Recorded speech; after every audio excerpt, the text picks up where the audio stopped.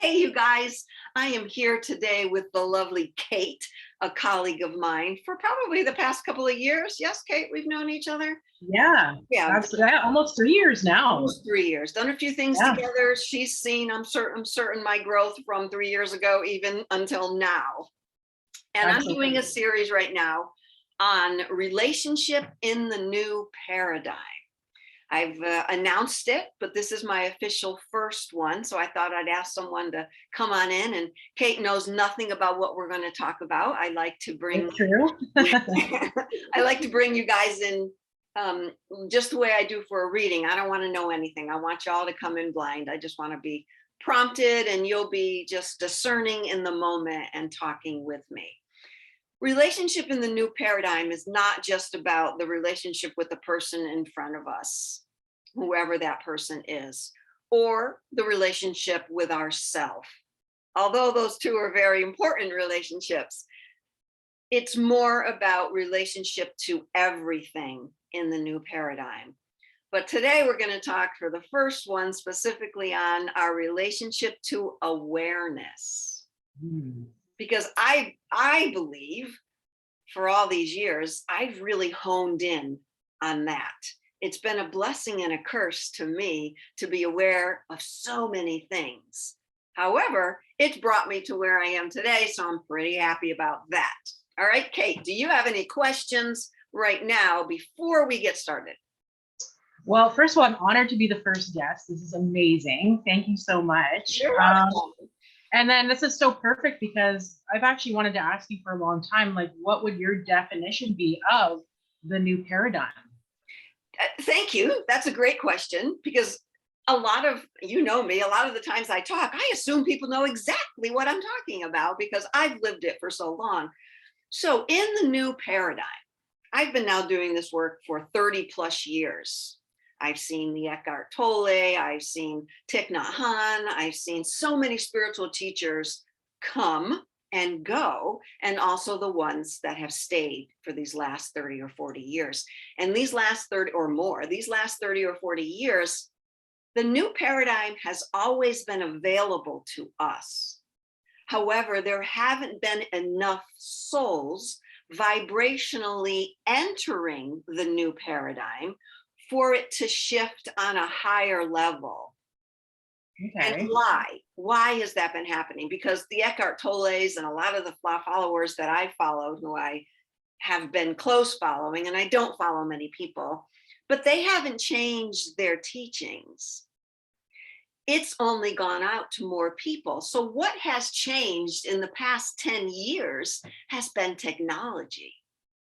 We can now go on the internet and find so many things, whereas 30 years ago, all I had was a book, The Power of Now. I had some yoga teachings and trainings that I did down at Kripalu in Massachusetts, and I had my therapist. I couldn't Google what was happening to me because that didn't exist back then. And if it went, as it started to exist, it was harder and harder. You had to really find how to find something on the internet.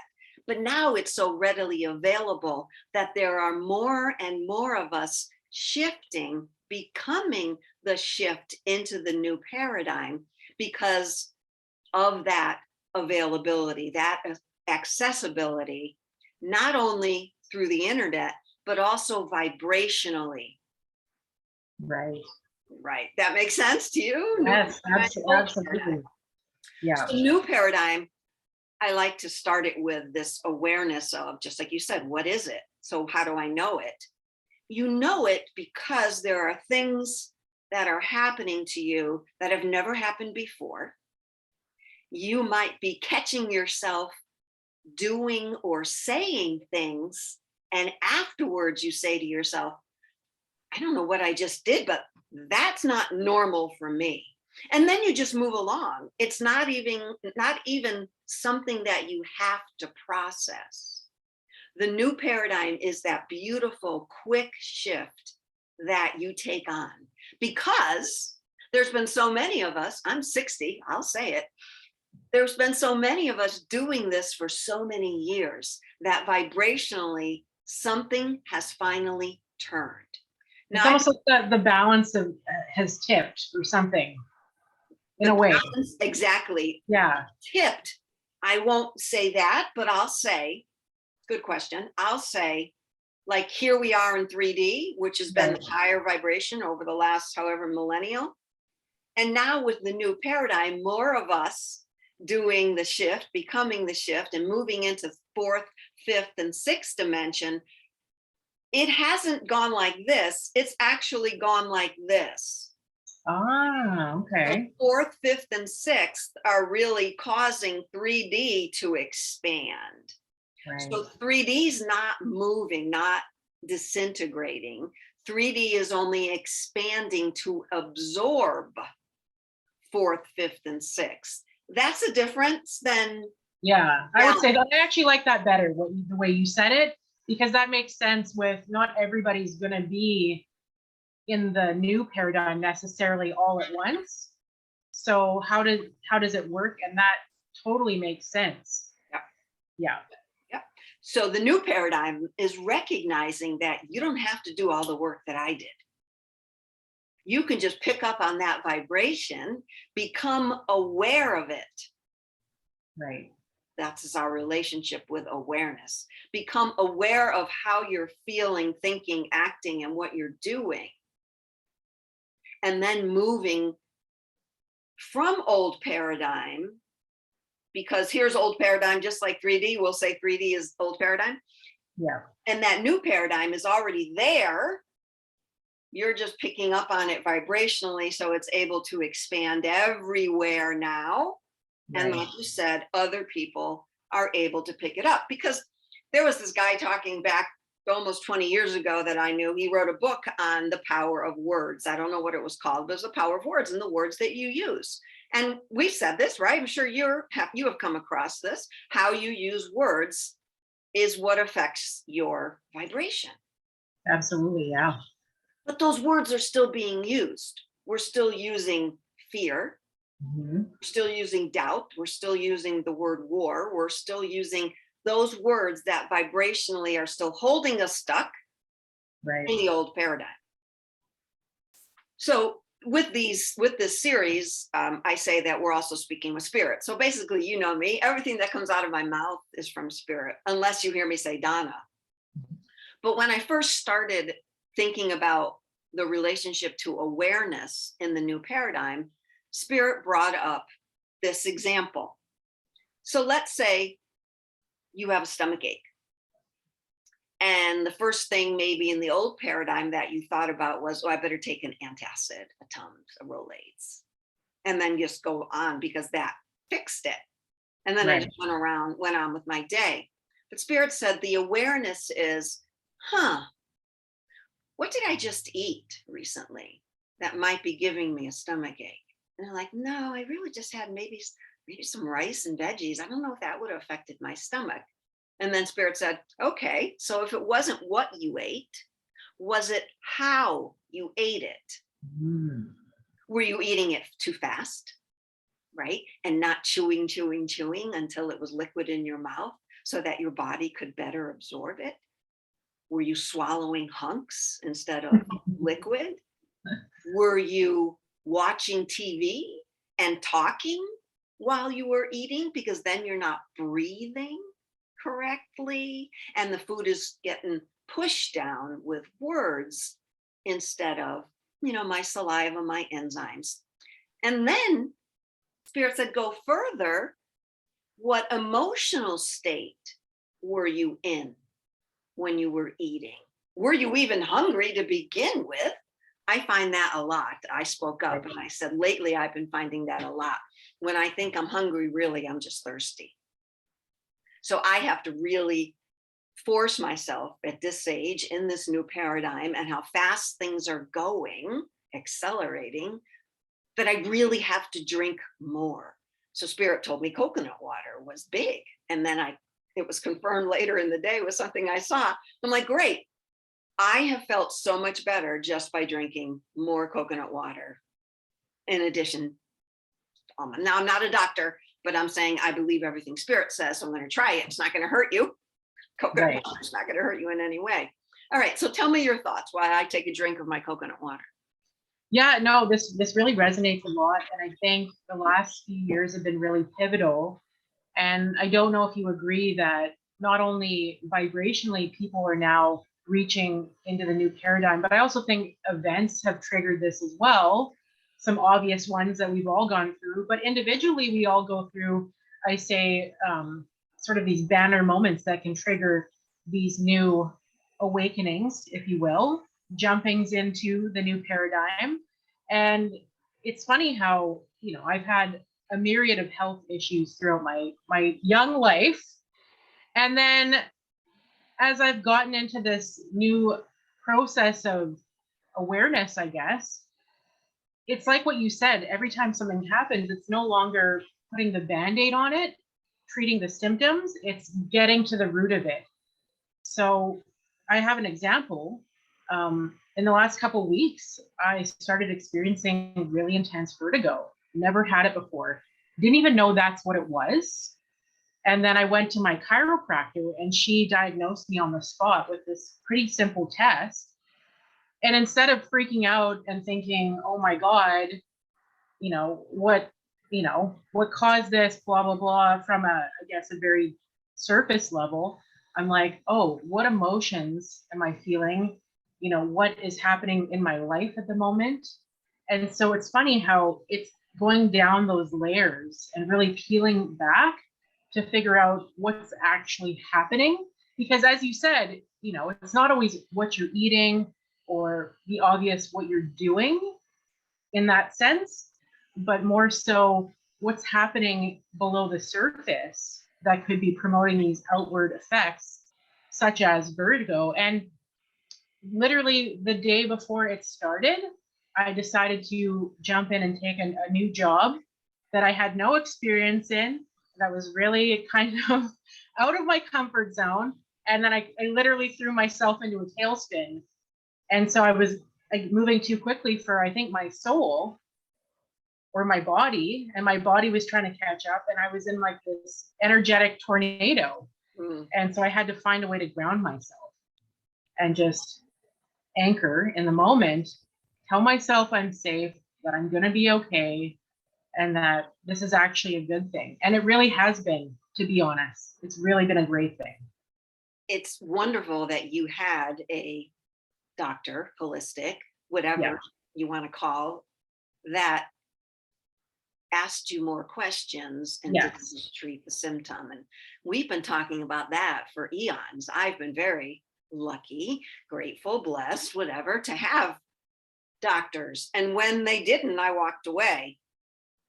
And to everybody watching this, neither Kate or I are doctors. And I'm going to first look at the emotional piece. And then I'm going to say, okay, if it's still continuing, let me look at from the doctor's side. Let me look at, maybe go to see a chiropractor or acupuncturist first. That's always been my first go-to. Right. And in the new paradigm, that's the awareness. You just talked about it, going deeper into everything that we do, right? Not responding so quickly anymore. Just about a month ago, I haven't talked about this outside of my own comfort yet, but something huge happened. And I felt like I jumped not just a timeline, but a time life. That I jumped a whole lifetime. And then that afternoon or that next day, as I'm sitting in that new awareness, now I've got to be quiet, I've got to sit. I've noticed lately over the last few months that I've had to stop talking about my stuff so much, because really the only comfort I need is me. And I don't need someone else to tell me what I'm going through. So I needed to stop talking so much. I needed to sit with myself more than I ever have over the last 20 or 30 years. And I've been doing this a lot. But in that next moment, after feeling the shift of a different lifetime, I'm alone, I live alone. And I recognize that I was lonely for all this time. I've been lonely, but I was lonely for something that I didn't have. It was based on a relationship. Funny how this is the new relationship. So I realized, oh my God, I've been lonely for the past 10 to 15 years because I was holding it to that person that I didn't have. And that's what was making me lonely. So in that moment, I was aware that I wasn't lonely for that person anymore. I was just lonely. It's okay to be lonely. It's true. When you're alone, you're lonely. You're by yourself. Yeah. But I recognized this huge thing that just lifted. I went, oh my gosh. And that's me talking. Because I think I've gotten my life. I've faced it, but I always know there's more to know. And you don't know until you know. And you don't have to stop your growth just because you're struggling for something. Like, you didn't have to stop. You needed to get another job. You didn't just sit there and say, crap, what am I going to do? You got up and you got it. You did what you had to do. Exactly. So awareness in the new paradigm doesn't just mean awareness of your emotion. It's awareness of everything and stopping. My sister a couple of days ago just said to me, because I've been having stomach issues for the past 5 or 6 months. And I'm noticing a lot of my clients have digestive issues. Other people that I've watched online have digestive issues. And she's like, Donna, it sounds like you're going through a birth. And I'm like, oh my gosh, that's exactly how I felt when I gave birth. And she said, are you rebirthing something? And I'm like, I am birthing something. And I wasn't even aware of that. Just so happened to be talking to my sister, and that's what she said. So it's okay to talk to people. Yeah. But it's also okay to stay aware inside. And I'm sure you have many times where you've done, I can't talk to you anymore. I'm going through too much. I just can't talk. Oh, yeah. Yeah. As opposed to, I choosing not to speak with you today because I need to process what I'm going through alone. There's a difference. Yeah. And that's an awareness, right? Absolutely. Yeah. Go. Yeah. It's so interesting because I've always been a very solo type being. I like to spend a lot of time alone, but I do notice that when I do want people around, that it's an obvious sort of feeling. But I find that sometimes there's people in your life that when you don't talk to them, they get offended and it feels very personal. But I've always been the kind of person that just processes a lot alone. And I recognize too that all the answers that I need are within. I don't really ever require or want outside noise or validation. And I can usually work through these things on my own, but I do sense that some people are very like, what's going on with her sometimes, because then I just kind of disappear. Yeah, because other people want that from you. They want that for their own, whatever that awareness is, that they need that. And I've recognized that when people cling to me that way, I'm like, what's the awareness there?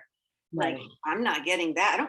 I don't feel that with this other friend that I have. So I always base it on other feelings. And I don't have to speak out. I'm certainly going to speak out if something hurts me. If I have an awareness of something, that I could maybe help with. Well, this is how I'm feeling. How does it affect you? That sort of thing. But that's another part of the series when we do relationship of friends or family members. So what do you feel? You feel that we've covered enough of awareness for my first little thing here today? Yeah, I'd say so.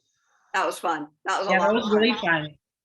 Good. So we're going to end there, you guys. I thank you so much for watching. Please like, subscribe. Everything will be down in the description.